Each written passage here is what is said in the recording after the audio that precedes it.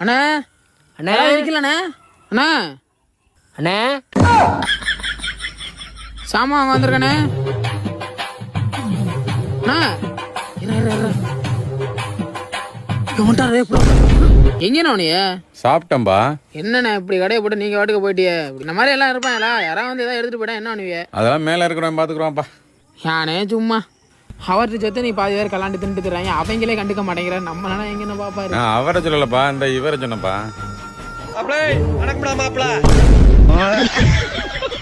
அண்ணே இந்த இதுல 2ண்ணே.